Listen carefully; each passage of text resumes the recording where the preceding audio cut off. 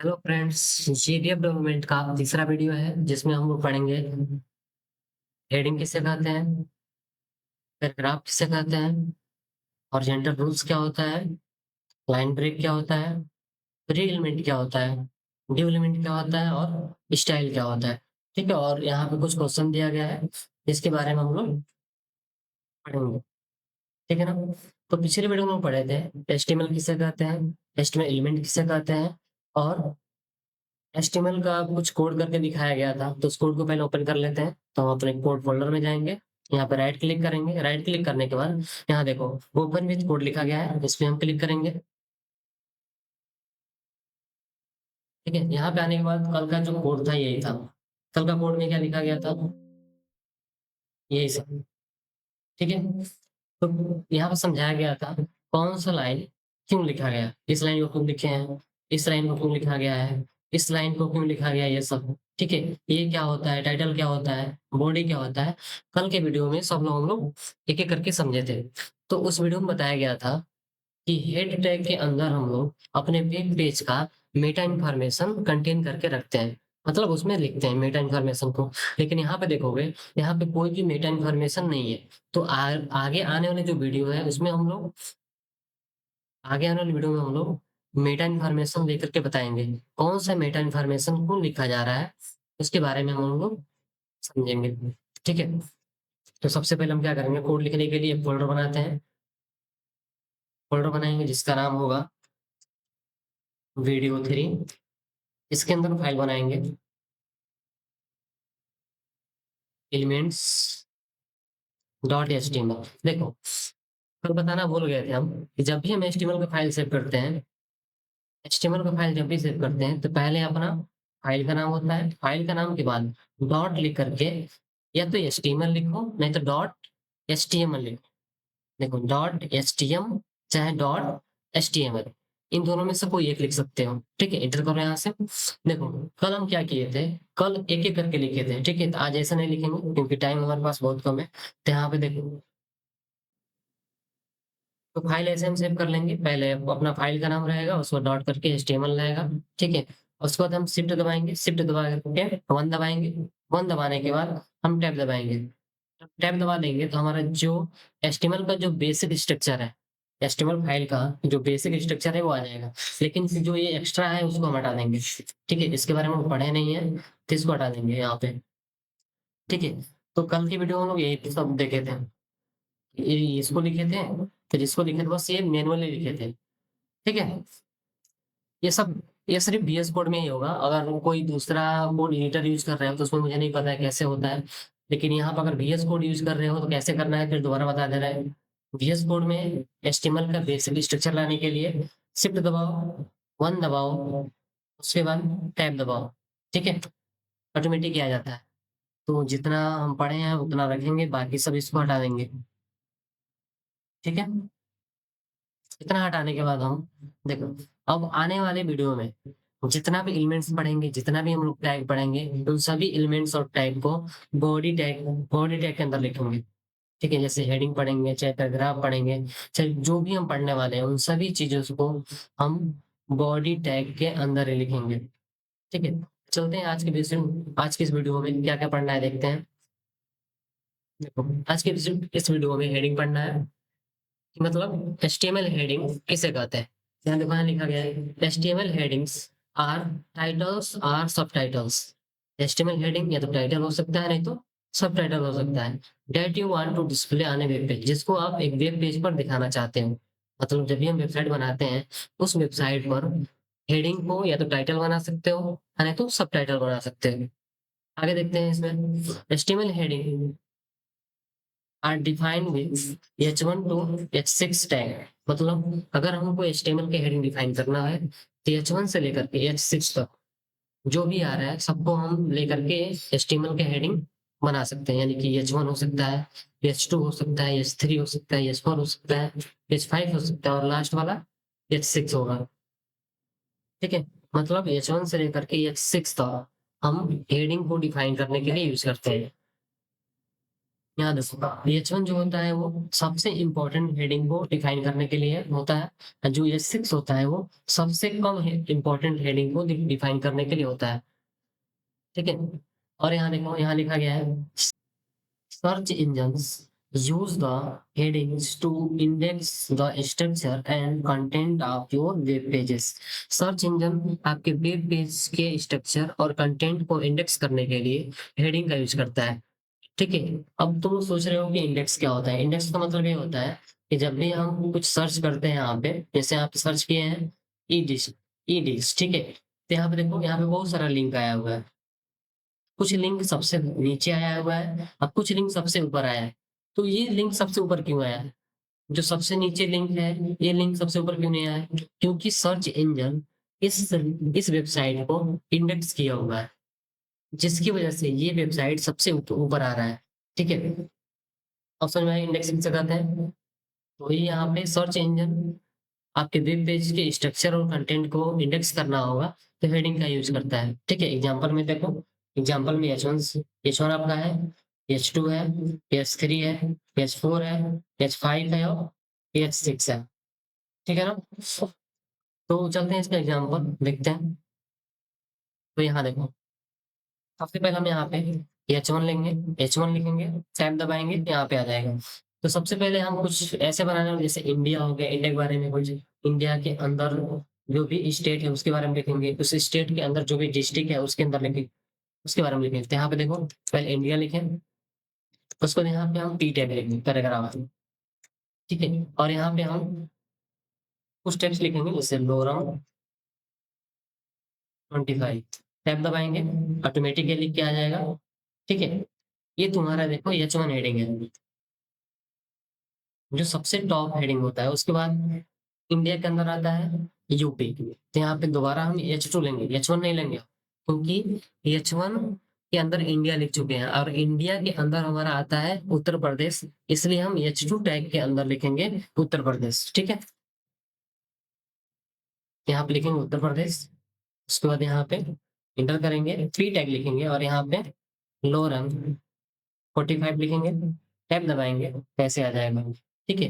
ये देखो, ये तुम्हारा H1 टैग, ये तुम्हारा H2 टैग। अब देखो, मान लेते हैं कि उत्तर प्रदेश के अंदर एक डिस्ट्रिक्ट आता है, डिस्ट्रिक्ट का नाम है जैसे देवरिया, यहाँ पे H3 लिखेंगे,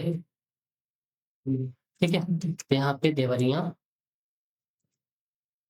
फिर दोबारा से हम पैराग्राफ टैग लेंगे और यहाँ पे लिखेंगे लोरम 45, टैब दबाएंगे, ऑटोमेटिकली लिख के आ जाएगा, ठीक है ना। अब देखो इसको कैसे लिखे हैं, देखो इंडिया एक कंट्री है तो उसको हम H1 टैग के अंदर लिखे हैं, ठीक है। अब इस इंडिया के अंदर आता है उत्तर प्रदेश, जिसको हम H2 टैग के अंदर लिखे हैं, ठीक है। अब उत्तर प्रदेश के अंदर आता है देवरिया डिस्ट्रिक्ट, तो उसको H3 टैग के अंदर लिखते हैं, ठीक है। इसी तरह से हम लोग अपने हेडिंग्स को लिखा जाता है, जो सबसे इंपॉर्टेंट हेडिंग होता है उसको H1 टैग के अंदर लिखते हैं, जो उससे कम इंपॉर्टेंट हेडिंग होता है उसको हम H2 tag, H3, H4 tag के अंदर लिखते हैं, ठीक है। ये तुम्हारा कहाँ से कहाँ तक होता है, H1 से लेकर के H6 तक होता है। तो ये कोड लिखने के बाद इसको देखना है आउटपुट, यहाँ पे राइट क्लिक करेंगे और यहाँ पे हम ओपन विद फाइल सर्वर पे जाएंगे। अगर पहली बार में नहीं हो रहा है तो फिर दोबारा राइट क्लिक करना है, यहाँ पे स्क्रॉल डाउन करके ओपन विद लाइव सर्वर पे क्लिक करना है, ठीक है। देखो, ये तुम्हारा कुछ ऐसे दिखाई देगा, ठीक है ना। और यहाँ देखो, कोड में टाइटल के अंदर लिखा गया था डॉक्यूमेंट, ठीक है, तो वही डॉक्यूमेंट यहाँ पे दिखाई देगा ब्राउजर के टैब, ठीक है। अगर इसको चेंज करना चाहते हो तो इसको हम यहाँ से हटा करके लिख सकते हैं हेडिंग, ठीक है। हेडिंग कर दिए, अब यहाँ पे जाएंगे, देखो ऑटोमेटिक यहाँ पे हेडिंग आ गया, मतलब टाइटल टैग के अंदर जो कुछ भी लिखोगे, ठीक है, वो तुम्हारा ब्राउजर के टैब में दिखाई देगा, ठीक है। तो हेडिंग समझ में आया, फिर दोबारा हम इसको एक बार रिपीट कर देते हैं। हेडिंग आपके वेब पेज पे टाइटल्स को दिखाना होगा, चाहे सब टाइटल्स को दिखाना होगा, हम लोग हेडिंग का यूज करते हैं। जो हेडिंग होता है H1 से लेकर के H6 तक होता है, ठीक है? जो H1 होता है वो सबसे इम्पोर्टेंट हेडिंग होता है, जो H6 होता है वो सबसे कम इम्पोर्टेंट हेडिंग होता है। जो सर्च इंजन होता है आपके वेब पेज के स्ट्रक्चर और कंटेंट को इंडेक्स करने के लिए हेडिंग का यूज़ करता है। इसलिए हेडिंग हमारे वेबसाइट के लिए सबसे इम्पोर्टेंट है, ठीक है? और ये हेडिंग कहाँ से कहाँ तक तो होता है? H1, H2, H3, H4, H5, H6, ठीक है? अब इसको कोड लिख करके दिखाया है। कोड कैसे लिखे हैं देखो, इंडिया हमारा कंट्री है, ठीक है? तो इसको हम H1 टैग के अंदर लिखे हैं, ठीक है? फिर इंडिया के अंदर आता है उत्तर प्रदेश, तो उसको H2 टैग के अंदर लिखे हैं। फिर इसके अंदर आता है उत्तर प्रदेश के अंदर आता है देवरिया डिस्ट्रिक्ट, इसलिए इसको हम H3 टैग के अंदर लिखते हैं। मतलब जो सबसे इम्पोर्टेंट हेडिंग था, ठीक है, उसको हम H1 टैग के अंदर लिखे हैं। जो सबसे और मतलब उससे कम इम्पोर्टेंट जो हेडिंग था, उससे कम इम्पोर्टेंट जो हेडिंग है, उसको हम H2 टैग के अंदर लिखे हैं। ऐसे करके हम अपने हेडिंग को बनाते हैं, ठीक है? क्लियर है? तो हेडिंग के बाद पढ़ना है हमको क्या? पैराग्राफ पढ़ना है, ठीक है? तो यहाँ पे हेडिंग हम लोग पढ़ चुके हैं, ठीक है? ये देखो बस यहीं तक बताया हूँ, H3 तक ही बताया है, ठीक है? लेकिन तुम लोग आगे और भी यूज कर सकते हो, ठीक है? H4, H5, H6 जैसे तुम लोग को रिक्वायरमेंट होगा उसके हिसाब से तुम लोग यहाँ पे यूज कर सकते हो, ठीक है? तो अगला हमको पढ़ना है पैराग्राफ टैग, जो कि पहले से हम यूज कर रहे हैं, ठीक है? इसके बारे में हम कुछ और बेसिक भी डिस्कस करेंगे। तो यहाँ देखो नोट में देखो HTML paragraphs, the HTML the HTML की एलिमेंट्स डिफाइन ए पैराग्राफ, यानी हमको HTML का पैराग्राफ डिफाइन करना होगा, तो हमको p टैग यूज करना पड़ेगा, ठीक है? ये paragraph always start on a new line, जब भी हम लोग पैराग्राफ टैग लेते हैं मतलब p टैग लेते हैं, वो हमेशा एक नया लाइन से शुरू होता है, ठीक है? And browser automatically add some white space before and after a paragraph, मतलब ब्राउज़र क्या करता है, एक पैराग्राफ की शुरुआत में और लास्ट में ऑटोमेटिक व्हाइट स्पेस यानी कि मार्जिन ऐड कर देता है। देखो अभी मार्जिन समझ में नहीं आया क्या होता है, इसको हम यहाँ से हटा देते हैं। बस ये समझना कि स्पेस को ऐड कर देता है, ठीक है? इसका एग्जांपल देख लो। एग्जांपल यहाँ पे बीट है और यहाँ देखो इसे लिखा गया है। यहाँ पे हम भी लिख देते हैं कुछ, सबसे नीचे इसको लिखेंगे, तो इसको हम लेते हैं H4 टैग के अंदर लिखेंगे और यहाँ पे एग्जाम्पल ऑफ पैराग्राफ, ठीक है? और यहाँ पे हम लिखेंगे बी टैग और यहाँ पे लोरम। ध्यान देना, इसको लिख करके हम क्या करेंगे, राइट क्लिक करेंगे और यहाँ पे ओपन विथ लाइव सर्वर पे जाएंगे, तो यहाँ पे आ गया, ठीक है? ये बोल क्या रहा है नोट के हिसाब से, देखो नोट में क्या बोल रहा है, ये paragraph always in new line, ठीक है? ये पैराग्राफ हमेशा नए लाइन से स्टार्ट होता है। अगर हम यहाँ पे इसी के अंदर एक दूसरे पी टैग के अंदर फिर दोबारा एक दूसरा पैराग्राफ टैग लिख रहे हैं और यहाँ आप सिर्फ लिख रहे हैं दिस इज पैराग्राफ, ठीक है? तब देखो ये भी हमारा एक नया लाइन में आएगा। देखो यहाँ पे जगह है, यहाँ पे इसके आगे जगह है, लेकिन यहाँ पे नहीं आया, उसके नीचे आया है। क्यों? क्योंकि ये तुम्हारा जो पैराग्राफ टैग है ये तुम्हारा ब्लॉक एलिमेंट होता है, ठीक है? तो आगे हम बताएंगे ब्लॉक एलिमेंट क्या होता है। बस यहाँ पे समझो, यहाँ पे नोट के हिसाब से पैराग्राफ हमेशा नया लाइन लेता है। ब्राउजर क्या करता है, पैराग्राफ की शुरुआत में और बाद में एक व्हाइट स्पेस ऐड कर लेता है, मतलब स्पेस को ऐड करेगा। देखो शुरुआत में जगह स्पेस ऐड किया हुआ है, यहाँ देखोगे तो लास्ट में भी जगह ऐड किया हुआ है, ठीक है? तो यहाँ बोला जा रहा है। और यहाँ देखो अगर हम पैराग्राफ को ऐसे लिख रहे हैं, यानी कि पहले लाइन में सिर्फ दिस इज पैराग्राफ, दूसरी लाइन में this is another line of paragraph, ठीक है? तो ये मत समझना कि ये अलग अलग लाइन में आएगा, ये एक लाइन में आएगा, ये एक लाइन में आएगा, ऐसा नहीं होगा, ठीक है? एक पैराग्राफ के टैग के अंदर, एक पैराग्राफ टैग के अंदर जो कुछ लिख रहे हो वो सभी एक ही लाइन में आता है, ठीक है? अब चाहे इसको जैसे लिखो, इसको अगर कॉमा लगा कर लिखो, चाहे अगर हम इतना सारा स्पेस देके फिर दोबारा यहाँ से हम लिख रहे हैं दिस इज थर्ड पैराग्राफ, ठीक है?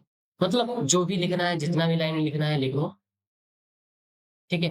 ये कोई फ़र्क नहीं पड़ने वाला है। ऐसे लिखते हैं हम, देखो कितना लाइन हो गया, 1, 2, 3, 4 लाइन हो गया।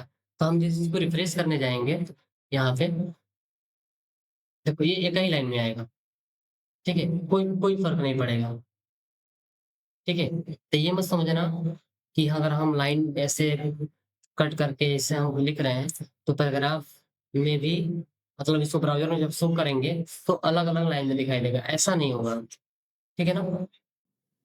तो पैराग्राफ टैग समझ लिए, ठीक है? पैराग्राफ टैग हम जब भी लिखते हैं, हमेशा नया लाइन लेता है, ठीक है? और इसको हम जितना भी लाइन में इसको डिवाइड कर देंगे, ठीक है? कितना भी लाइन डिवाइड करेंगे, जब इसको हम आउटपुट देखेंगे इसको ब्राउज़र पे, तो ये हमेशा एक ही लाइन में आएगा, ठीक है? तो चलते हैं हम लोग अगला अपना कौन-सा टैग है? एचटीएमएल हॉरिज़ॉन्टल रोज़, ठीक है? ये क्या करता है? The HR elements is used to separate content in an HTML page, मतलब एक HTML पेज में, इसको हटा देते हैं। HR एलिमेंट एक HTML एलिमेंट में कंटेंट को सेपरेट करने के लिए यूज़ किया जाता है। मतलब अगर बहुत सारा कंटेंट है जो एक दूसरे से बिल्कुल अलग हो, तो उन दोनों को सेपरेट करना होगा, अलग-अलग करना होगा, तो हम लोग HR टैग का यूज़ करेंगे। समझ गए आप लोग? ठीक है, देखो यहाँ लिखा गया है एचआर टैग एम्प्टी टैग होता है, मतलब ये सिर्फ स्टार्टिंग टैग होता है, इसके पास कोई भी एंड टैग नहीं होता है, ठीक है? इसका एग्जांपल देखो, देखो यहाँ पे ये तुम्हारा अलग पार्ट हो गया, फिर इसको अलग करने के लिए, सेपरेट करने के लिए यहाँ पे एचआर लिखा गया है, फिर तुम्हारा ये कोड हो गया, इसको अलग करने के लिए यहाँ पे एचआर लिखा गया है, ठीक है? तो यहाँ देखते हैं हम यहाँ पे अपने कोड में, देखो ये 3 तक तो ठीक है, इसके बाद जो पैराग्राफ लिखा है यहाँ पे हम सेपरेट लगा रहे हैं एचआर, ठीक है? बस इतना लिखना है हमको, इतना लिख करके इसको सेव करेंगे, सेव करने के बाद अपने ब्राउज़र में जाएँगे तो देखो इस तरह का लाइन ड्रा हो जाएगा, ठीक है? जिससे ये पता चलेगा कि इस लाइन के ऊपर का जो कंटेंट है वो अलग है, इस लाइन के जो नीचे जो कंटेंट है वो बिल्कुल अलग है, ठीक है ना? ये होता है एचआर टैग। देखो यहाँ पे अभी हम बोले हैं कि जो एचआर टैग होता है वो तुम्हारा एम्प्टी टैग होता है, ठीक है? मतलब इसमें स्टार्टिंग टैग होगा, लेकिन इसका क्लोजिंग टैग नहीं होता है, ठीक है ना? समझ में आया? तो इसको ऐसे भी लिख सकते हो नॉर्मली, तभी काम करेगा, नहीं तो यहाँ पे हम स्लैश लगाएँगे, तब ये काम करेगा। तो आजकल जो नया HTML5 आया है, उस HTML5 में जितने भी इस तरह का टैग है, जिसमें सिर्फ़ ओपनिंग टैग होता है, उसको हम ऐसे यूज़ करते हैं, ठीक है? मतलब पहले एंगल ब्रैकेट, फिर एचआर लिखते हैं, फिर स्लैश करके लिखते हैं। ये तुम्हारा अच्छा प्रैक्टिस होता है, ठीक है? तो आगे हम जब भी एचआर टैग यूज़ करने वाले होंगे, हम लोग ऐसे यूज़ करेंगे, ठीक है? लेकिन इसका ये क्लोजिंग टैग नहीं होता है, बस इतना ध्यान रखना। समझ गए ना?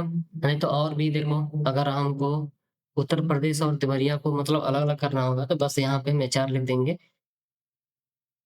ऑटोमेटिक ये सेपरेट आ जाएगा, ठीक है? उसके बाद यहाँ पे देखो, अगर हमको इस पैराग्राफ के बाद एचआर लिख रहे हैं, ठीक है? देखो, ऑटोमेटिक ये एक लाइन ड्रा कर देगा, जिसकी वजह से हमको समझ में आ जाएगा कि इस लाइन के ऊपर जो कंटेंट लिखा गया है, ये अलग है। इस लाइन के जो नीचे कंटेंट लिखा गया है, ये अलग है, ठीक है? तो हम लोग को एचआर टैग समझ में आ गया, ठीक है? बस इसको हम लिखते हैं तो क्या होता है, लाइन सेपरेशन आ जाता है, जैसे कि यहाँ पे दिख रहा है, समझ में आ गया? तो अगला हम जो पढ़ने वाले हैं उसको हम बोलते हैं एचटीएमएल लाइन ब्रेक, ठीक है? अभी हम देखो, अभी प्रॉब्लम क्या है, देखो पैराग्राफ में यहाँ पे लिख रहे हैं, इसको हम चाहते हैं कि जब भी ये डिस्प्ले हो ब्राउज़र में, तो ये अलग-अलग लाइन में डिस्प्ले हो।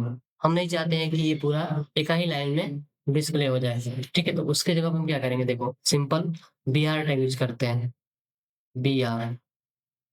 ये भी तुम्हारा एम्प्टी टैग है, मतलब इसमें सिर्फ़ ओपनिंग टैग होता है, स्टार्ट टैग होता है, क्लोजिंग टैग नहीं होता है। तो इसको हम ऐसे लिख सकते हैं, ऐसे भी लिख सकते हो, ऐसे लिख सकते हो, ये भी सही है, ठीक है? लेकिन अच्छा प्रैक्टिस यही होता है कि हम लोग ऐसे यूज़ करें। ये भी तुम्हारा एचआर की तरह ही है, बस दोनों में फर्क है कि ये चार क्या करता है, एक लाइन ड्रॉ करता है, लेकिन जो बी आर क्या करता है, वो लाइन ब्रेक करता है। बी आर का full form break, H R का फुल फॉर्म हॉरिजॉन्टल रूल।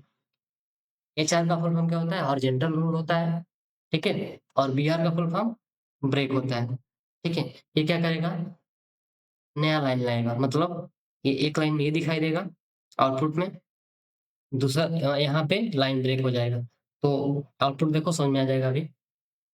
देखो अभी क्या हो रहा था, पहले बी आर टैग लगाने से पहले क्या हो रहा था, सबको एक लाइन में दिखाया जा रहा था, एक ही लाइन में दिखाई दे रहा था।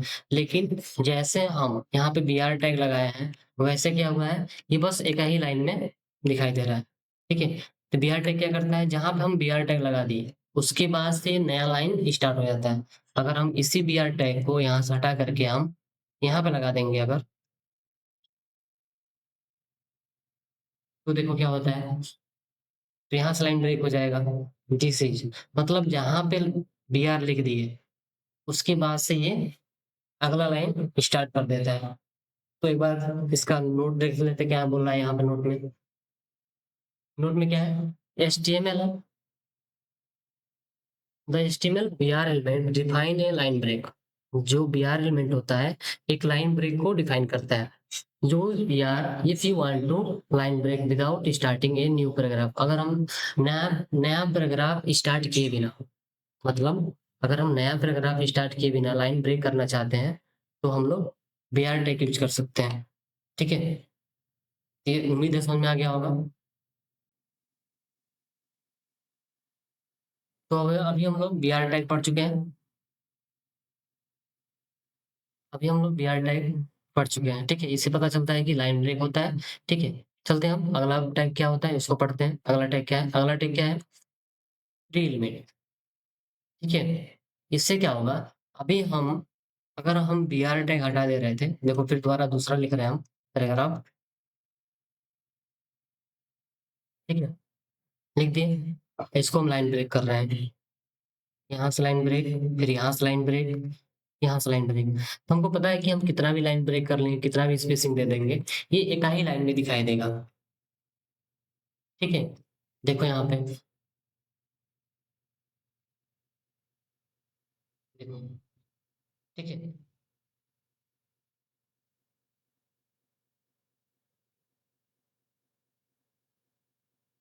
एक हम नया पैराग्राफ लिख रहे हैं, ठीक है, लोअर, और इसको हम कितना भी लाइन ब्रेक कर लेंगे, अगर जितना लाइन ब्रेक करना चाहते हैं उतना लाइन ब्रेक कर लो।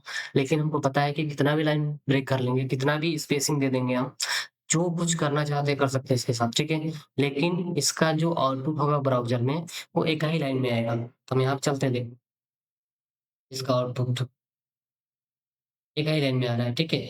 लेकिन इसको अलग करने के लिए क्या हम बताए थे, कि अगर हम चाहिए कि ऐसा ही चाहिए, तो हम बोले थे कि BR टैग लगा लो, ठीक है। तो हमको बार बार BR टैग लगाना पड़ेगा, तो इससे अच्छा है हम लोग प्री टैग यूज करेंगे।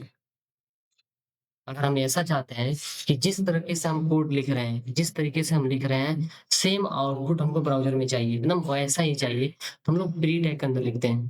प्री टैग यहाँ ओपन करते हैं और प्री टैग यहाँ पे क्लोज कर लेते हैं, ठीक है। आप लोग दोनों जगह लिखिएगा, प्री टैग यहाँ पे, फिर प्री टैग यहाँ पे। तो हम जिस तरीके से यहाँ पे लिखेंगे, वैसा ही सेम आउटपुट आपको ब्राउजर में भी देखने को मिलेगा। देखो, ठीक है। अब इसके बारे में पढ़ते हैं कि प्री टैग क्या होता है। अभी बस हम यहाँ पे ब्रेड कल करके दिखाए हैं, पहले ब्रेड कल दिखा रहे हैं, फिर इसका वो देख रहे हैं, ठीक है। तो यहाँ पे चलते हैं हम अपने नोट में, नोट में वो क्या लिखा है, the HTML pre elements define pre formatted text.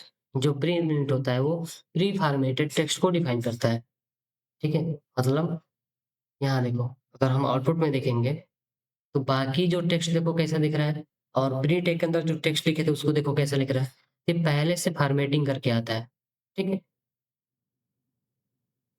तो नोट में वही लिखा गया है कि pre elements pre formatted text को डिफाइन करता है।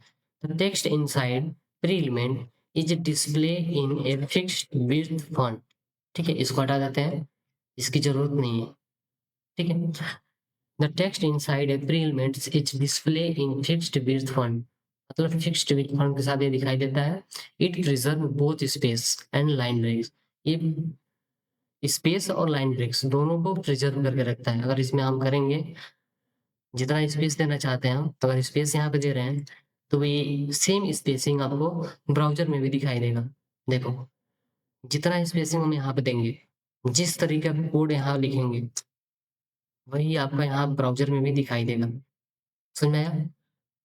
और यहाँ पे लाइन ब्रेक को भी प्रिजर्व करके रखता है। यहाँ पे बस, यहाँ नोट में बस यही लिखा गया है कि जो प्री एलिमेंट होता है, it preserve both space and line breaks, यानी कि स्पेस और लाइन ब्रेक दोनों को प्रिजर्व करके रखता है। ठीक है, समझ में आ गया? अगर नहीं समझ में आएगा तो कमेंट करना, ठीक है? और यहाँ देखो, ये तुम्हारा एग्जाम्पल है। इस एग्जाम्पल को तुम लोग लिख के देख लेना, नहीं तो यहाँ से कॉपी पेस्ट करके देख लेना। कॉपी यहाँ से, और अपने हम कोड में जा करके यहाँ पे पेस्ट कर लेंगे। ठीक है, तो प्री टैग 2 बार हो गया, तो एक बार हम हटा लेंगे प्री टैग यहाँ से, फिर इसको सेव करेंगे, फिर यहाँ पे ब्राउज़र में जाकर देखेंगे, तो जैसे हम लिखे हैं वैसे ही सेम सेम आ जाएगा। ठीक है, अगर इसमें और भी लाइन स्पेस देना चाहते हो, देखो सेम आएगा। मतलब जैसे हम लिखेंगे प्री टैग के अंदर, मतलब वैसा ही तुम्हारा रिजल्ट भी आएगा। समझ में आ गया? तो हम लोग प्री टैग पढ़े हैं। ठीक है, प्री टैग यहाँ पे पढ़ चुके हैं, जिसके बारे में अच्छे से समझाया गया है और आप लोग को समझ में भी आया होगा। ठीक है, तो अगला हम लोग पढ़ने जा रहे हैं ड्यू एलिमेंट। ड्यू एलिमेंट क्या करता है? अगर हमको ग्रुपिंग करना होगा, अगर हमारे वेब पेज में सेम सेक्शन है, उसको ग्रुप करना है, तो उसके लिए हम यूज करते हैं ड्यू एलिमेंट। कैसे लिखते हैं? ड्यू फिर टैग। ठीक है, अब इसके अंदर हम इंटर दबाएंगे यहाँ से, और ये जो है इसको हम कॉपी करेंगे यहाँ से, चेक कट करेंगे, सॉरी कट करेंगे, कट करके हम ड्यू के अंदर रख लेंगे। ठीक है, मतलब ये समझो कि जो ड्यू टैग है वो अन्य टैग के लिए कंटेनर है। ठीक है, जिस तरीके से बॉडी टैग है ना, तो बॉडी टैग के अंदर बाकी के सभी एलिमेंट्स रखते हैं।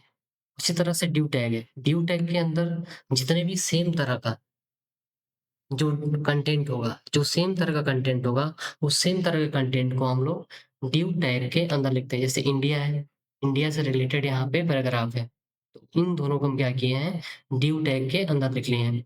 उसी तरीके से यहाँ देखो, उत्तर प्रदेश है, उत्तर प्रदेश से रिलेटेड यहाँ पे इंफॉर्मेशन है, तो हम क्या करेंगे? इन दोनों को ड्यू टैग के अंदर लिखेंगे। तो सबसे पहले यहाँ पे लिखेंगे ड्यू, ठीक है, इंटर करेंगे, और इन दोनों को कट करके यहाँ से कट करेंगे, कट करके यहाँ पे पेस्ट कर लेंगे।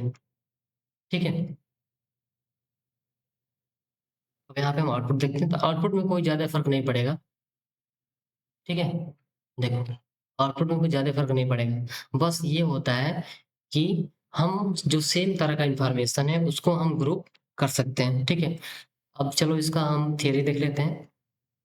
देखो, HTML development, the HTML sorry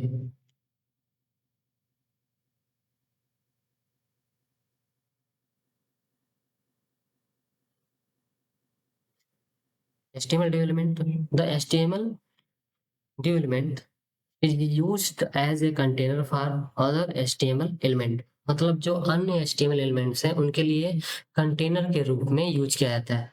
जो ड्यू एलिमेंट होता है वो अन्य एलिमेंट्स को कंटेनर के रूप में यूज किया जाता है। देखो जैसे कि यहाँ पे देखो, इन दोनों को ड्यू टैग के अंदर लिखें। ठीक है, तो यही बोल रहा है कि जो ड्यू टैग होता है, जो ड्यू टैग होता है वो ड्यू एलिमेंट, चाहे ड्यू टैग बोलो चाहे ड्यू एलिमेंट बोलो, ठीक है, जो ड्यू एलिमेंट होता है वो अन्य एचटीएमएल एलिमेंट के लिए कंटेनर होता है। ठीक है, the due element is by default block element. जो ड्यू एलिमेंट होता है बाय डिफॉल्ट ब्लॉक एलिमेंट है, मतलब इसका बिहेवियर सेम सेम पैराग्राफ की तरह है, बस थोड़ा सा डिफरेंस है। वो पैराग्राफ डिफाइन करता है, ये तुम्हारा एक कंटेनर है जिसके अंदर अन्य एचटीएमएल एलिमेंट आ सकते हैं। ब्लॉक का मतलब क्या होता है? The meaning that it take place all available width, मतलब जितना भी उपस्थित width होगा उसको कैप्चर कर लेगा। ठीक है, जैसे कि एक एग्जांपल लेते हैं, मान लेते हैं कि सिंपल यहाँ पे बस ड्यू लिख रहे हैं। ठीक है, ड्यू लिखे और यहाँ पे बस लिख रहे हैं दिस दिस इज डिवीजन, ठीक है। और इसके नीचे भी हम लिखेंगे फिर दूसरा ड्यू, और यहाँ लिखेंगे this is another division type, ठीक है। तो ये देखो क्या होगा, इसका आउटपुट देखते हैं पहले, रिफ्रेश, देखो रिफ्रेश करने पे आ गया, देखो यहाँ पे लिखा गया दिस इज डिवीजन टाइप, उसके नीचे लिखा है this is another division type. देखो यहाँ पे जगह है, लेकिन फिर भी ये दूसरे लाइन में आया है, ठीक है। तो वही यहाँ बोल रहा है, नोट में बोल रहा है क्या, कि due element by default block element होता है, जिसका मतलब होता है कि जितना भी ये अवेलेबल बिट्स होगा सबको कैप्चर कर लेगा। अगर ड्यू टैग के अंदर अगर हम सिर्फ दिस ही लिखते हैं, ठीक है, दिस लिख के सेव करेंगे, अगर यहाँ पे आएंगे हम अपने ब्राउजर पे, देखो दिस लिख दिया, तो बाकी का जो स्पेस है उसको भी ये कवर कर लिया है, ठीक है। कैसे देखेंगे इसको, इसका कवर देखना होगा तो कैसे देखेंगे, राइट क्लिक करेंगे, इंस्पेक्ट में जाएंगे, और यहाँ से देखो ऐसे आ गया, हम यहाँ क्लिक करेंगे, यहाँ क्लिक करने के बाद इसके ऊपर क्लिक करेंगे, देखो ये पूरा देखो हो गया ना ये। तो इसका मतलब ये हुआ कि ये जियो ड्यू एलिमेंट पूरा एरिया को कवर कर रहा है, ठीक है। उसके नीचे लिख जाओ, देखो समझ आ गया ना।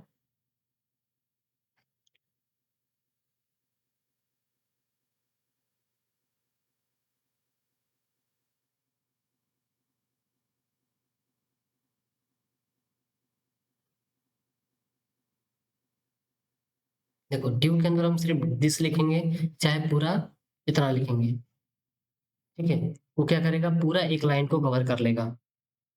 देखो यहाँ पे लिख रहा है दिस, देखो दिस यहाँ पे है, इसके आगे कुछ नहीं है, एक स्पेस खाली है, लेकिन फिर भी ये दूसरी लाइन में आ गया है।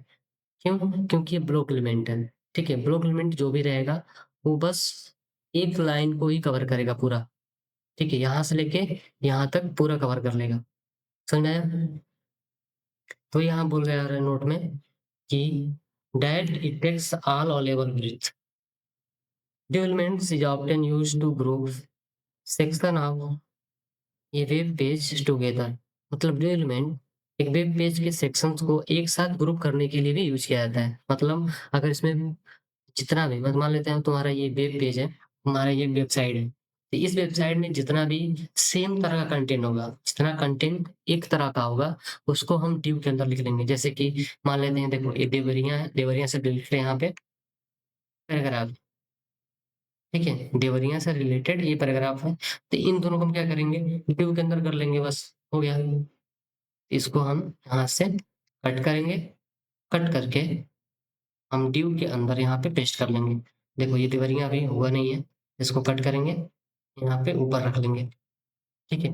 तो यहाँ बोल बोल रहा है कि डिव एलिमेंट एक वेब पेज के सेक्शन को एक साथ ग्रुप करने के लिए भी यूज किया जाता है, ठीक है। उसका एग्जांपल यहाँ दिया है, इसको आप लोग देख रहे हैं, ठीक है। तो हम लोग प्री टाइप पढ़ चुके हैं, ठीक है। उम्मीद है आप लोग को समझ में आया है।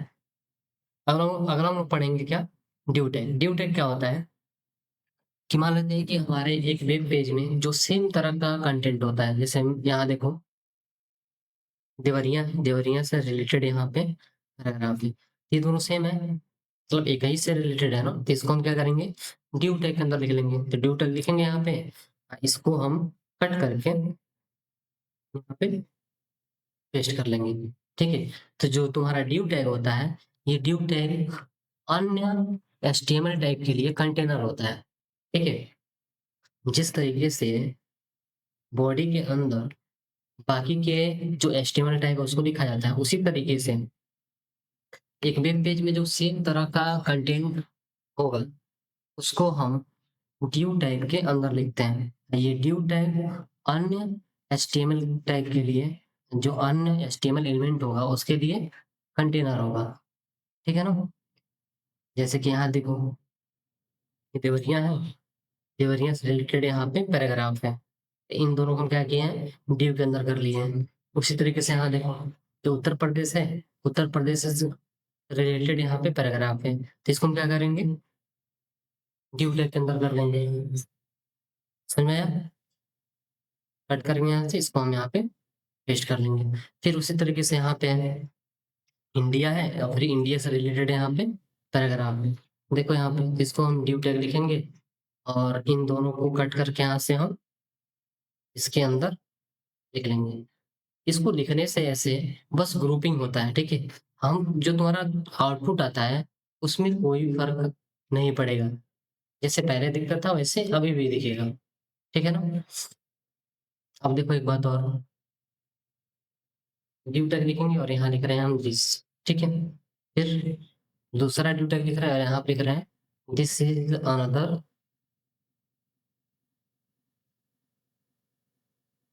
डिवीजन टैग है, ये दोनों, ठीक है। अब इसका आउटपुट देखते हैं हम। आउटपुट ब्राउजर में चलते हैं, यहाँ देखें दिस, फिर यहाँ पे ये लाइन, दिस के आगे जगह है लेकिन फिर भी ये नीचे आया है, ठीक है।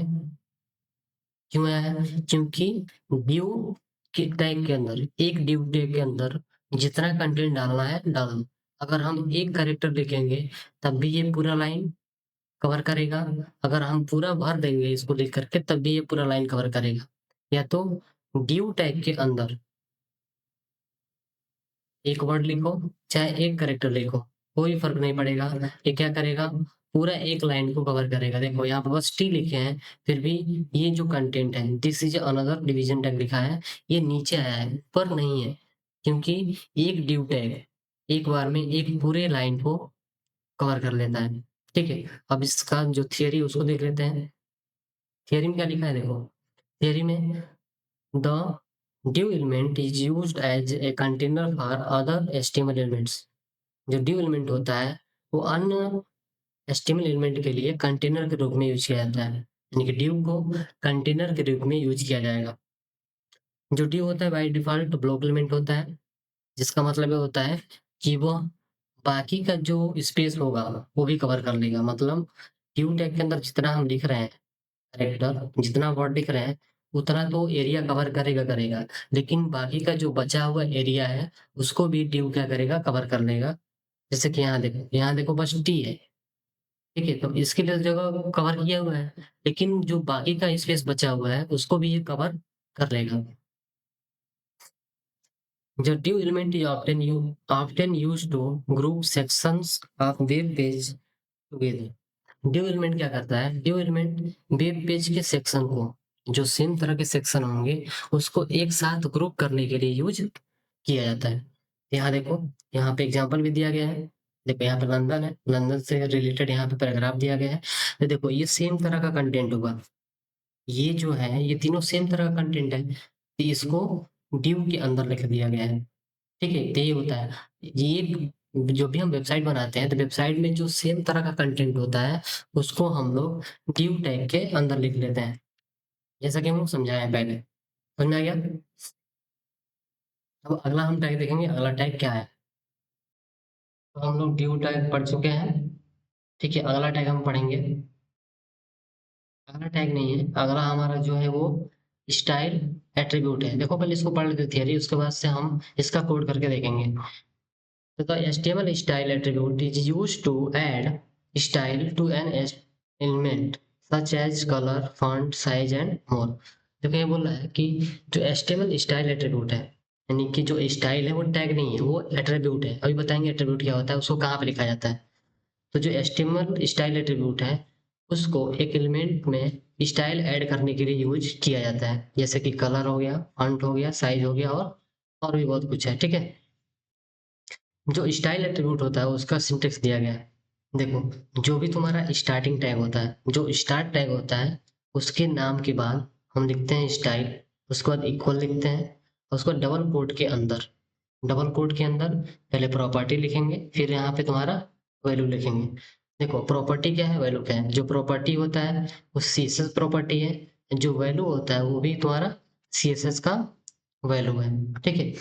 आगे का जो ट्यूटोरियल आने वाला है उसमें हम CSS पढ़ेंगे, इसमें डिटेल में पढ़ेंगे कि CSS क्या होता है और CSS के और भी जो प्रॉपर्टी क्या है उसका वैल्यू क्या है, ठीक है। अभी कुछ बेसिक का यहाँ पे प्रॉपर्टी दिया गया है, जैसे बैकग्राउंड कलर है, टेक्स्ट कलर है, फॉन्ट है, टेक्स्ट साइज है, फिर यहाँ पे टेक्स्ट अलाइनमेंट है, ठीक है। बैकग्राउंड कलर क्या करेगा, एक एलिमेंट के बैकग्राउंड के कलर को चेंज कर देगा। देखो अगर हम यहाँ पे जाएंगे आउटपुट में, तो सबका जो बैकग्राउंड का कलर है वाइट है ना। तो ये क्या करेगा, बैकग्राउंड कलर उस कलर को चेंज करेगा। टेक्स्ट का कलर देखो, हम जाएंगे ब्राउजर में तो टेक्स्ट का कलर क्या है, ब्लैक है। तो ये क्या करेगा, टेक्स्ट कलर कलर को चेंज कर देगा। HTML एलिमेंट के अंदर जो टेक्स्ट का कलर होगा उसको चेंज कर देगा। फंट, फंट क्या होता है, फंट फैमिली। ठीक है। देखो अभी यहाँ देखो, लिखने का जो स्टाइल है, अगर उसको चेंज करना होगा तो उसके लिए हम यूज करते हैं फंट फैमिली। देखो इसका लिखने का स्टाइल अलग है, लेकिन यहाँ देखो लिखने का स्टाइल देखो ये सेम है। अगर हम चाहते हैं कि लिखने का स्टाइल चेंज हो तो उसके लिए हम क्या यूज करते हैं, फॉन्ट फैमिली प्रॉपर्टी। ठीक है। अगर हम टेक्स्ट का साइज देखो, अगर हम यहाँ पे जाएंगे तो सबका साइज सेम है। ठीक है, बस ये जो हेडिंग वाला है यही तुम्हारा बड़ा बड़ा दिखाई दे रहा है। ठीक है, बाकी का जो ये देखो सेम साइज का है। ठीक है, तो इसका हम साइज बड़ा करना चाहते हैं, इसको बड़ा करना चाहते हैं तो उसके लिए यूज करते हैं फॉन्ट साइज प्रॉपर्टी। ठीक है।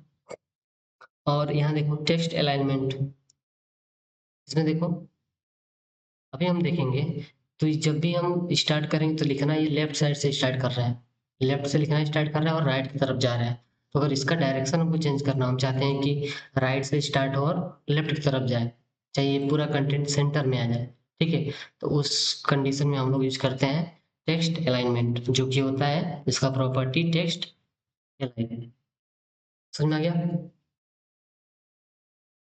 तो इसके लिए, इसका कोड करने के लिए हम क्या करेंगे, एक दूसरा फाइल बनाएंगे जिसका नाम होगा स्टाइल डॉट HTML। ठीक है, और यहाँ पे हम अपना कैसे लिखेंगे, शिफ्ट दबाएंगे, 1 दबाएंगे और टैब दबाएंगे। तो ये तुम्हारा बेसिक स्ट्रक्चर तो आ ही गया। इसको हम यहाँ से हटा देंगे, फिर इसको यहाँ से हटा देंगे। ठीक है, और यहाँ पे लिखेंगे अपना हम कोई भी टैग। ठीक है, जैसे कि हम लिखते हैं यहाँ पे डिव टैग, यहाँ पे लॉरम इतना, सेव करेंगे, राइट क्लिक करेंगे और यहाँ पे open with type server, automatic आ गया यहाँ पे। देखो अभी देखो क्या हुआ है, इसका इसका जो टेक्स्ट का कलर है ब्लैक है, और इसका जो बैकग्राउंड का कलर है ये तुम्हारा व्हाइट है। तो अगर इसको हम चेंज करना होगा तो देखो क्या करेंगे, अगर बैकग्राउंड का कलर चेंज करना होगा, इसमें जो प्रॉपर्टी है क्या, बैकग्राउंड कलर, इसको लिखना पड़ेगा। तो इसको देखो कैसे यूज करेंगे स्टाइल एट्रीब्यूट को। तो जो तुम्हारा डिव है, डिव के जो स्टार्ट टैग है, डिव यहाँ लिखा गया है, डिव के बाद यहाँ पे हम लिखेंगे स्टाइल। ठीक है, स्टाइल लिखने के बाद यहाँ पे इक्वल लिखेंगे, इक्वल लिख करके यहाँ पे डबल कोट के अंदर लिखेंगे। ठीक है, तो क्या चेंज करना है हमको, इसके बैकग्राउंड का कलर चेंज करना है, चेंज करना है ना। देखो बैकग्राउंड का कलर चेंज करना है तो क्या करेंगे, बैकग्राउंड का कलर चेंज करना हो तो क्या करेंगे, बैकग्राउंड और डैश करके कलर लिखेंगे। तो हम अपने कोड में आते हैं, यहाँ लिखेंगे बैकग्राउंड कलर। ठीक है, अब कोई भी कलर का नाम दे दो, जैसे कि नाम दे रहे हैं यहाँ पे हम रेड। तो इसको सेव कर लेंगे कंट्रोल एस से। अब ब्राउजर में जाएंगे, देखो इसका जो बैकग्राउंड का कलर क्या है, रेड हो गया। जो तुम्हारा टेक्स्ट का है, टेक्स्ट क्या है, ब्लैक है। अगर इसका भी कलर चेंज करना चाहते हो तो यहाँ पे आओ, यहाँ पे सेमी कॉलन दो। ठीक है, सेमी कॉलन के बाद कलर लिखो, कलर, उसके बाद यहाँ पे लिखो वाइट। मतलब जो भी कलर कॉलन, देखो कैसे लिख रहे हैं हम, ध्यान से देखना। स्टाइल लिखे हैं पहले, फिर इक्वल किए हैं, फिर डबल कोट के अंदर ये सब लिखा गया है। इसको कैसे लिख रहे हैं देखो, पहले बैकग्राउंड डैश कलर, फिर कॉलन दे करके कलर का नाम। ठीक है, और फिर दूसरा हमको लिखना होगा, तो पहले सेमी कॉलन, फिर यहाँ पे कलर लिखे हैं, फिर कॉलन दिए हैं, फिर यहाँ पे वाइट लिखे हैं। ठीक है, इतना करने के बाद हम ब्राउजर में जाएंगे, देखो इसका आउटपुट। ठीक है, उसी तरीके से अगर हमको फॉन्ट यानी कि लिखने का तरीका चेंज करना होगा, देखो यहाँ लिखा गया है the CSS font font family property define the font to be used for an HTML element. HTML element के लिए जो यूज किया जाने वाला जो फॉन्ट है उसको हम डिफाइन कर सकते हैं। ठीक है, तो हम यहाँ पे आएंगे, तो वाइट के बाद फिर दोबारा हम सेमीकोलन देंगे और यहाँ लिखेंगे हम फंड फैमिली। फंड फैमिली देखो इतना सारा आ गया है, ये तुम्हारा बस VS कोड में ही देगा, ठीक है, इतना सारा। तो हम इसको लेंगे, टैब दबाएंगे, ऑटोमेटिक ही आ जाएगा, ठीक है। इसको हम सेव करेंगे, अपने ब्राउजर में जाएंगे, देखो लिखने का जो तरीका है वो बिल्कुल चेंज हो चुका है, ठीक है ना। इस तरह से अगर कुछ और लगाना होगा हमको, जैसे कि ये हटा देते हैं, ठीक है, हमको कुछ और लगाना है, देखो इतना सारा है, कोई भी लगा सकते हो इसमें से। टाइम्स रोमन्स, टाइम्स, यहाँ पे टैब दबाओगे तो ऑटोमेटिक यहाँ पे आ जाएगा, ठीक है। इसको सेव करेंगे हम, सेव करने के बाद हम ब्राउजर में जाएंगे, देखो फिर से ये चेंज हो चुका है। तो सिंपल से कहना है कि अगर यहाँ पे जो टेक्स्ट का जो राइटिंग स्टाइल है, टेक्स्ट का राइटिंग स्टाइल उसको चेंज करना होगा, तो हम लोग क्या यूज करेंगे, फॉन्ट फैमिली, ठीक है। अब देखो यहाँ पे टेक्स्ट का साइज बहुत छोटा है, छोटा छोटा है ना, और इसको बड़ा करना होगा तो क्या करेंगे हम, फाइल में जाएंगे, सेमीकोलन लगाइए पहले से, उसके बाद यहाँ लिखेंगे हम फॉन्ट साइज, ठीक है, और उसके बाद यहाँ अपना साइज दे सकते हैं, जैसे कि यहाँ पे 30 पिक्सल, ठीक है, ये सब उसका वैल्यू। उसको टैब देखो बड़ा हो गया। अगर और बड़ा करना हो तो यहाँ पे 60 70 लिख करके यहाँ पे PX लिखते हैं, PX, ठीक है। ये PX क्या होता है बाद में बताएंगे, जब CSS हम लोग पढ़ेंगे। ये सब देखो बेसिकली ये सब CSS ही है, ठीक है। तो जब हम CSS पढ़ेंगे तब इसको और डिटेल में हम लोग पढ़ेंगे, ठीक है। फिलहाल में बस इतना ही समझो अभी। देखो ये अगर छोटा करना होगा तो यहाँ पे जो लिखे हो 70, इसको हम 20 कर लेंगे, फिर यहाँ देखो छोटा छोटा हो गया, समझ में आ गया ना। अगला देखो, अगला क्या है इसमें, टेक्स्ट अलाइनमेंट, ठीक है। मतलब अगर हमको हॉरिजॉन्टली टेक्स्ट को अलाइन करना होगा तो हम लोग इसका यूज करते हैं, टेक्स्ट अलाइन को। तो उसके लिए हम क्या करेंगे, सबसे पहले जो यहाँ पे टेक्स्ट लिखा गया है उसको कम कर लेते हैं, सेव करेंगे, ब्राउजर में जाएंगे और देखो ऐसा हो गया। फिर यहाँ पे जाएंगे, कॉलन के बाद लिखेंगे टेक्स्ट अलाइन। अगर हम राइट लिखेंगे तो राइट में हो जाएगा, ठीक है। अगर हम लेफ्ट लिखेंगे तो लेफ्ट में आ जाएगा, अगर सेंटर में लिखेंगे तो सेंटर में आ जाएगा, ठीक है। देखो अगर तुमको राइट नहीं लिखना है तो इंड भी लिख सकते हो, इंड लिखोगे तब भी चला जाएगा। अगर लेफ्ट नहीं लिखना है तो स्टार्ट लिख सकते हो, क्या लिख सकते हो, स्टार्ट, तभी आ जाएगा, ठीक है। तो इतना तुम कर सकते हो, ठीक है। ये सिर्फ किससे, स्टाइल एट्रीब्यूट से। और भी एट्रीब्यूट होता है उसको हम आगे पढ़ेंगे। और देखो ये जो स्टाइल एट्रीब्यूट है सिर्फ ड्यू टैग के अंदर नहीं, अगर हम पैराग्राफ के अंदर लिखना चाहते हैं तो यहाँ पर भी हम क्या करेंगे, यहाँ पे आएंगे, ई के बाद इस यहाँ स्पेस दबाएंगे, स्टाइल लिखेंगे, और यहाँ पे जो हम ऊपर लिखे हैं वही सेम सेम यहाँ पर भी लिख सकते हैं। मतलब जो स्टाइल एट्रीब्यूट है उस स्टाइल एट्रीब्यूट को हम किसी भी, उस स्टाइल एट्रीब्यूट को किसी भी टैग के अंदर लिख सकते हैं, ठीक है। इसको हम बॉडी के अंदर लिखना चाहते हो तो लिख सकते हैं, यहाँ पे स्टाइल देखो, यहाँ पर भी लिख सकते हो, कोई प्रॉब्लम नहीं हो। देखो इसको हम चेंज करके दिखा रहे हैं, बैकग्राउंड कलर ब्लू कर देते हैं, ठीक है। देखो पूरा बॉडी का जो बैकग्राउंड कलर क्या है, ब्लू हो गया है, ठीक है। तो ऐसा तुम कर सकते हो। मतलब जो स्टाइल एट्रीब्यूट है किसी टैग के अंदर लिख करके कोई भी प्रॉपर्टी लगा सकते हो इन सब में से। और भी प्रॉपर्टी होता है और भी वैल्यू होता है जिसको आगे हम डिस्कस करेंगे, लेकिन CSS के ट्यूटोरियल में, यहाँ पे नहीं, ठीक है। उम्मीद है आप लोग को समझ में आ गया होगा। और चलते हैं हम, देखो फिर दोबारा इसको पढ़ के समझा देते हैं। द HTML स्टाइल एट्रीब्यूट, देखो ये टैग नहीं है, बता दे रहा पहले, ये स्टाइल एट्रीब्यूट है, is used to add style on styles to an HTML। जो स्टाइल एट्रीब्यूट है वो HTML पर HTML एलिमेंट पर स्टाइल ऐड करने के लिए यूज किया जाता है। मतलब कोई एलिमेंट है, उस एलिमेंट पर स्टाइल लगाना होगा, जैसे कलर चेंज करना है, उसको साइज बड़ा करना है, तो उसके लिए हम क्या करेंगे, स्टाइल एट्रीब्यूट यूज कर सकते हैं। जैसे कलर चेंज करना होगा, फॉन्ट चेंज करना होगा, उसका साइज बड़ा करना होगा, ठीक है, तो कर सकते हैं। इसका सिंटेक्स क्या होता है, पहले टैग का नाम होता है, टैग के नाम के बाद स्पेस देना होता है, स्पेस के बाद यहाँ पे स्टाइल लिखते हैं, उसके बाद इक्वल लिखते हैं, फिर डबल कोट के अंदर प्रॉपर्टी यानी कि ये सब, जैसे बैकग्राउंड जो बोल्ड किया गया है, background colour, colour, font family, font size, text align, ये सब लिखते हैं कहाँ पे, प्रॉपर्टी में। वैल्यू, वैल्यू तुम्हारा जैसे बैकग्राउंड कलर, जो भी कलर होगा उस कलर को हम वैल्यू की जगह पे लिख सकते हैं,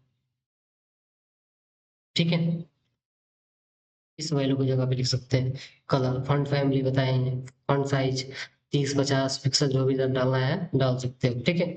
टेक्स्ट लाइन मतलब लेफ्ट कर सकते हो, राइट कर सकते हो, सेंटर कर सकते हो, ठीक है। तो जो प्रॉपर्टी है तुम्हारा CSS का प्रॉपर्टी है, और जो इसमें वैल्यू लिखते हो तुम्हारा ये भी CSS का ही वैल्यू है, जिसको हम लोग आगे आने वाले ट्यूटोरियल में पढ़ेंगे।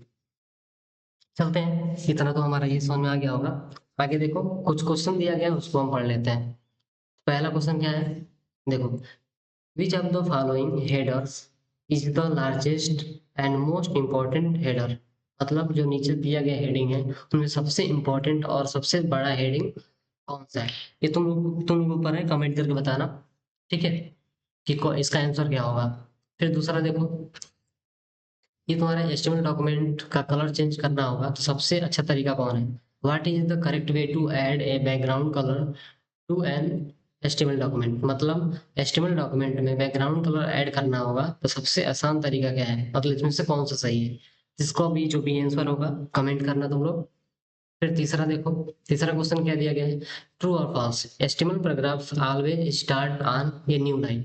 मतलब HTML पैराग्राफ हमेशा नया लाइन से स्टार्ट होता है कि नहीं, ये ट्रू है कि नहीं ट्रू है, उसको देखना है, ठीक है। इसका भी आंसर तुम लोग बताओ कमेंट करके। और जिसको भी कोडिंग चाहिए, जो भी मतलब यहाँ पे जो भी कोड कर रहे हैं हम लोग, जो भी यहाँ पे कोड किया जा रहा है, और उस कोड को आप लोग को चाहिए, या जो भी हम नोट यहाँ पे पढ़ा रहे हैं, ये नोट, अगर ये नोट भी चाहिए आप लोगों को, तो क्या कर सकते हैं, इस लिंक पे जाइएगा, इस लिंक पर इसको हम वीडियो के डिस्क्रिप्शन में भी दे देंगे, इस लिंक को वीडियो के डिस्क्रिप्शन में भी दे देंगे, ठीक है। तो वहाँ पे इस लिंक पर क्लिक करके आप लोग जा करके डाउनलोड कर सकते हैं। कैसे डाउनलोड करेंगे, देखो, हम इस लिंक पे जाएंगे, जैसे कि यहाँ पे है, एक वही लिंक है, github.manish-098 ऐसे करके आएंगे। अगर नोट चाहिए होगा तो नोट पे क्लिक करना, जो भी नोट इसमें से चाहिए उसके ऊपर क्लिक करना, जैसे यहाँ पे दिखाई देगा वैसे यहाँ पे डाउनलोड पे क्लिक करोगे तो डाउनलोड हो जाएगा। जैसे क्लिक किए हम, यहाँ देखो डाउनलोड हो चुका है ना, ठीक है। अगर वीडियो का जो भी कोड है, जो भी हम कोडिंग यहाँ पे कर रहे हैं, कोडिंग, अगर ये कोडिंग भी तुमको चाहिए तो उस कोडिंग को कैसे डाउनलोड करोगे, देखो, हम यहाँ पे जाएंगे, इस पे हम क्लिक करेंगे, और यहाँ देखो जो भी कोड यहाँ पे चाहिए हम यहाँ क्लिक करेंगे, और यहाँ से इसको हम डाउनलोड कर सकते हैं, ठीक है। डाउनलोड ड्रॉ फाइल, जैसे डाउनलोड करोगे वो तुम्हारा डाउनलोड होकर यहाँ पे आ जाएगा, ठीक है।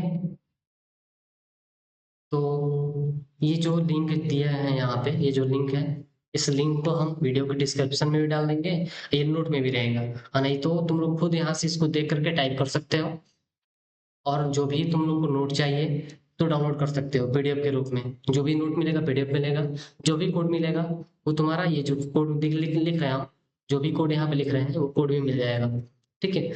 तो आज के इस वीडियो में इतना ही रहने देते हैं, अगले वीडियो में हम लोग पढ़ेंगे अगला टॉपिक जो भी होगा, ठीक है।